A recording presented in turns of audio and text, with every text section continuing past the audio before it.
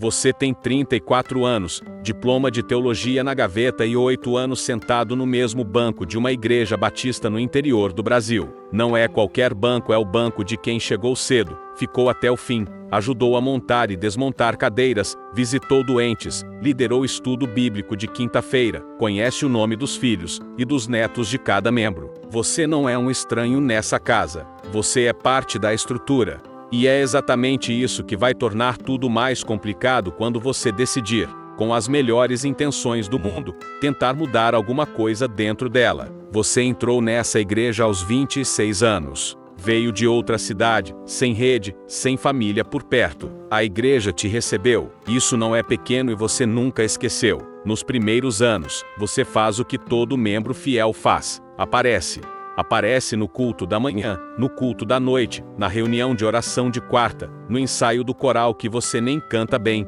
mas vai porque o grupo precisa de corpo. Você ajuda porque genuinamente quer ajudar. A teologia que estudou não é ornamento, é convicção que você aplica nas conversas que tem depois do culto, na cozinha, enquanto lava xícara de café com os outros membros. O que você ganha nesse estágio é difuso, mas sólido, confiança. Não o tipo de confiança que vem de cargo ou votação. O tipo que vem de anos de presença consistente. As pessoas te conhecem. Sabem que você não desaparece quando a vida da igreja fica difícil. Sabem que quando você fala, você já pensou antes. O que você ainda não percebe é que essa confiança vai ser usada contra você mais tarde. Que as mesmas pessoas que te observaram crescer dentro da casa vão interpretar sua ascensão como ameaça, não como fruto. Mas isso ainda está longe. Por enquanto, você é simplesmente o membro em que se pode confiar.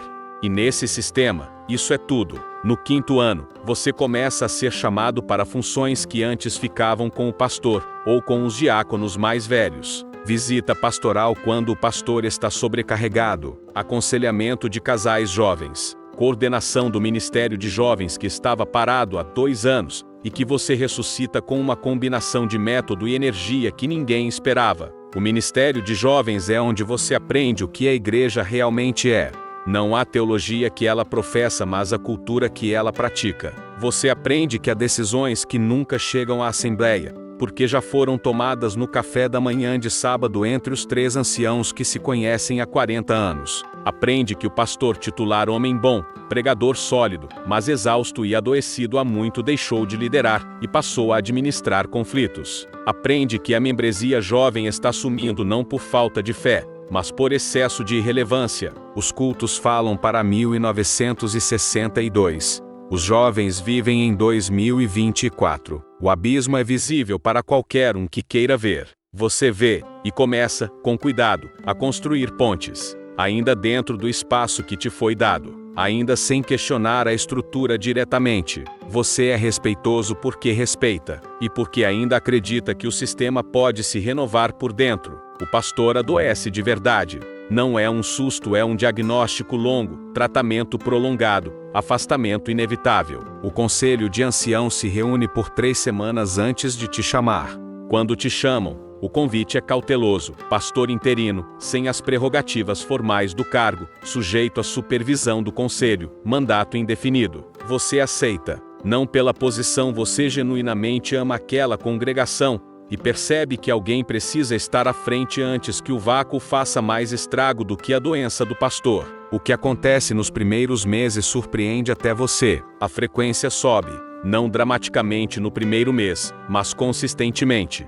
Famílias que tinham parado de aparecer voltam. Jovens que tinham sumido trazem amigos. Você não muda a doutrina batista que você prega é a mesma que sempre foi pregada ali. Você muda o tom, o ritmo, a temperatura da sala. Começa a pregar com mais diálogo, menos monólogo. Abre espaço para perguntas após o estudo. Visita sistematicamente os membros mais jovens que ninguém visitava porque moravam longe ou trabalhavam em horários estranhos. Em 14 meses, a frequência média triplicou. Os números estão nos registros. Você os apresentou ao conselho numa reunião ordinária, com transparência, sem arrogância. Achava que seria celebrado. O conselho ouviu em silêncio. Depois um dos anciãos mais velhos disse: é bom que os números cresçam, mas precisamos ter cuidado com o espírito que está atraindo essas pessoas. Você não entendeu completamente o que ele quis dizer naquele momento. Entenderia depois.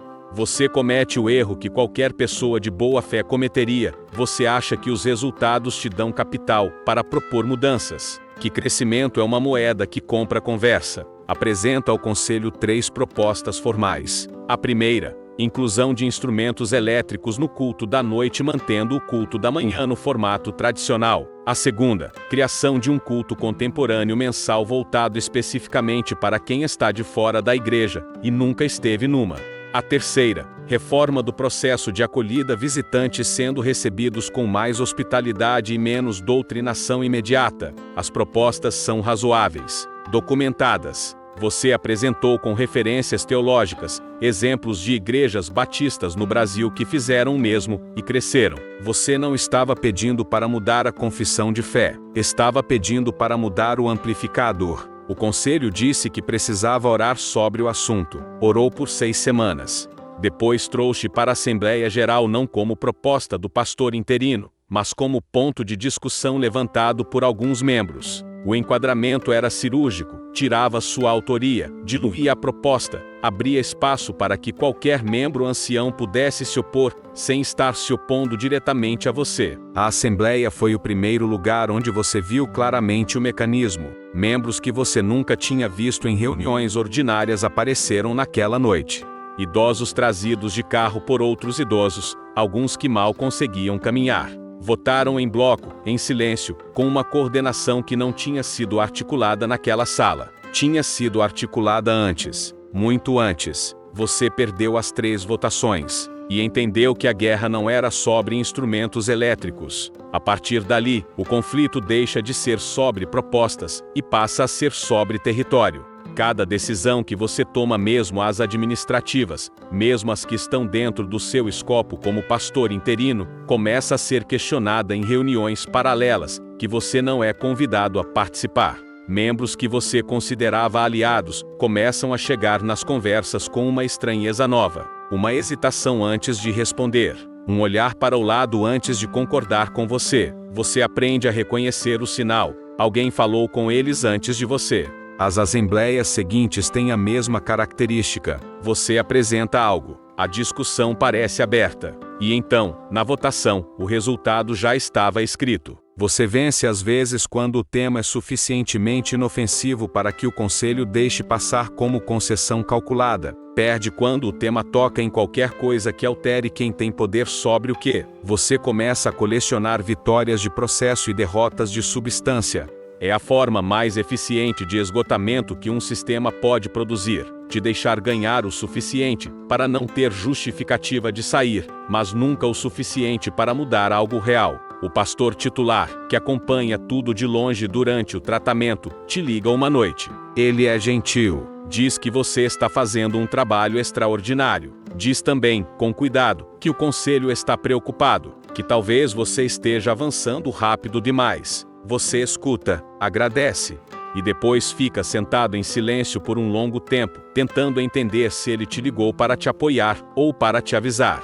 O dossiê aparece sem remetente. Você descobre por um pastor de outra cidade, um amigo de faculdade, que um documento está circulando entre as lideranças da convenção regional. O documento lista uma série de preocupações sobre seu ministério, sem datas específicas, sem nomes de denunciantes, sem fatos verificáveis, mas com um vocabulário preciso do meio evangélico conservador, palavras como espírito de independência, falta de submissão à estrutura, influências externas questionáveis. No mundo secular, esse documento não sobreviveria a 10 minutos de escrutínio. No circuito das convenções batistas brasileiras, ele não precisa ser verdadeiro para funcionar. Ele só precisa circular. E circulou. Você pede audiência à diretoria da convenção regional. A resposta vem por escrito. 15 dias depois, sua solicitação foi recebida e seria analisada em reunião ordinária prevista para daqui a 4 meses. Não havia urgência reconhecida. Você entende o que o silêncio administrativo significa. Não é indiferença, é decisão. A convenção escolheu não te defender porque o sistema funciona melhor quando pastores que fazem perguntas incômodas simplesmente desaparecem sem que ninguém precise assinar nada.